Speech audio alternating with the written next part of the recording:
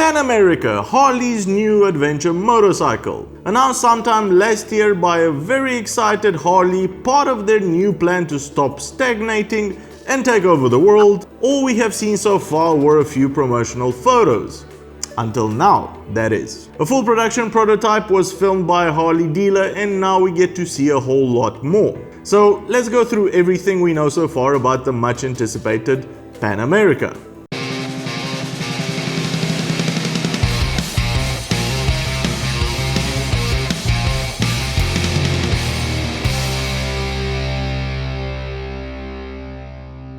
The bike featured in the video is tagged as a styling prototype, and it seems to be identical to the first marketing shots provided by Harley.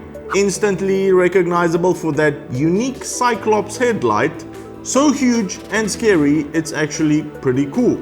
Described as the love child of a road glide and an Africa twin, the Pan America's engine will be Harley's brand new liquid-cooled 1250cc V-twin, and it appears to be a stressed frame member which would help keep weight down. For some reason, Harley hasn't however managed to split the large radiator in front of the engine into two smaller ones, and this will mean a larger wheelbase, which is not preferred for off-road riding.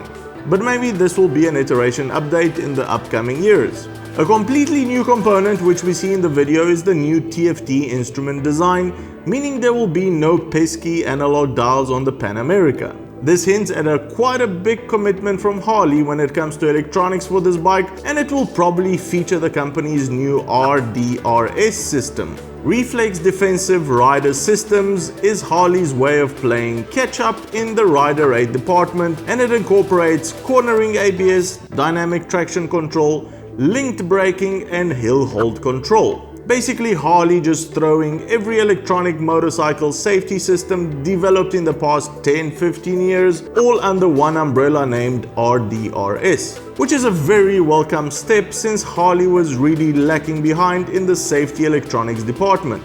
Now, the Pan America on show also seems to be kitted out with all sorts of off-road accessories, pointing at Harley's serious intention for adventure riding. This includes spoked wheels, tubeless tires, engine guards, a skid plate, beefy Anarchy Wild tires, Brembo brakes and USB forks. On paper, the Pan America ticks off all the important points when it comes to building a serious large displacement adventure bike, comfortable on long journeys and not out of its element when the tarmac ends. Its main competitors will be BMW's 1250 GS, KTM's 1290 Super Adventure, and to a certain extent the upcoming larger Africa Twin. All of these have had years and years of tweaks and improvements, so Harley has a lot to get right, and at the moment it seems they are on the right path with the decisions they have made so far.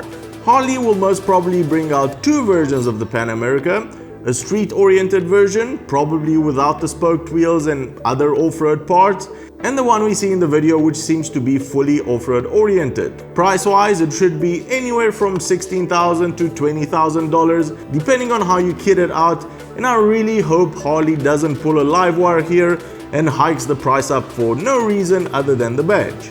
Since the prototype looks very production ready, I am confident we'll be able to see it and start it in person at this year's EICMA show in November. So, a big success for Harley, or will it fizzle out? Let us know in the comments. I am personally very excited about the Pan America.